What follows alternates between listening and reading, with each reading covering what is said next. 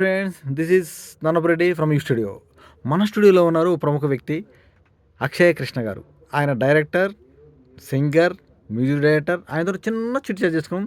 Hi bro, thank you, thanks for coming. ఎలా ఉన్నారు? బాగున్నాం సార్. బాగున్నారా? ఏంటో ఏం ప్రాజెక్ట్ నడుస్తున్నాయి ఇప్పుడు ఈ స్టూడియోకి ఎందుకోసం వచ్చారు?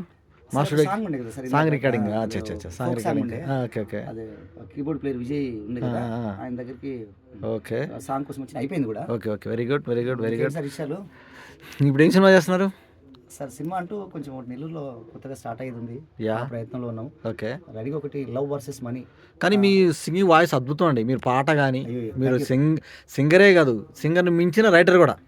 మీకు సరస్వతి పుత్రులు నాకు అర్థమైంది, ఎందుకు మేము చాలాసార్లు చూసాను నేను. ఎట్లా వచ్చిందో సో ఆ అభిమానం తట్టుకోలేకనే మీతో చిన్న చిట్ చాట్ చేస్తున్నాను నేను. థ్యాంక్ ఒక చిన్న మా ప్రేక్షకుల కోసం ఒక చిన్న పాట పాడగలుగుతాం సార్. పాట ఒక సాంప్రదాయం గురించి ఒక సాంగ్ సార్. మన సాంప్రదాయాలు ఎట్లున్నాయి, ఏం కథ ఏంటి అనేది. మన సాంప్రదాయం హీనంగా బహునీచంగా దిగజారిపోతుంది, దారి తప్పిపోతుంది, దిగజారిపోతుంది, దారి తప్పిపోతుంది. హైటెక్ కంప్యూటర్ అంటూ పక్క దేశంతో ప్రాసీజర్ ఎట్టి అప్పు చేసి పప్పు కూడంటూ ఈ దేశాన్ని తాకట్టు పెట్టి తల్లడిల్లే రైతుల గోసా పట్టదాయే పాలకులకు. కరెంటు లేక కాలువలు రాక పంటలన్నీ ఎండిపాయే. నాడు వ్యవసాయ రంగంలో ముందున్న దేశం వెనకబడి చూసే. ఇక కష్టపడకుండానే కడుపులోకి కూడు కంప్యూటరే పెట్టునంట, కంప్యూటరే పెట్టునంట.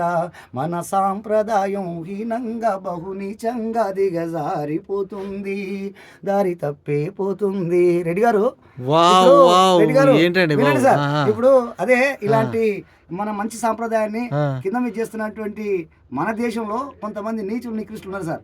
ఒకవేళ ఇదంతా విని గాంధీజీ గారు చనిపోయినారు సార్, మన అందరికి తెలిసిన పచ్చి నిజం అది.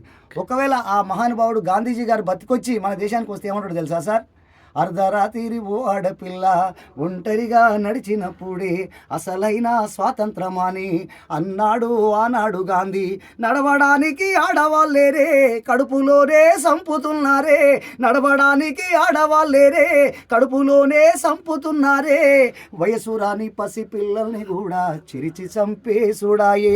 నాడు సత్కరించి గౌరవించిన దేశం ఘోరంగా హింసించుడాయే. ఇప్పుడు గాంధీజీ బతికి మన దేశానికి వస్తే నాది కాదని వెళ్ళుతాడు, ఒక్క క్షణమైన ఉండనంటాడు. మన సాంప్రదాయం హీనంగా బహుఘోరంగా దిగజారిపోతుంది, దారి తప్పిపోతుంది. బాబా, దేశభక్తి మీలో కనిపిస్తుంది బాబు. కృష్ణ గారు, అక్షయ్ కృష్ణ గారు నిజంగా 100% అద్భుతం అండి. Thank you so much. Thank you sir. Thank you sir. నమస్తే.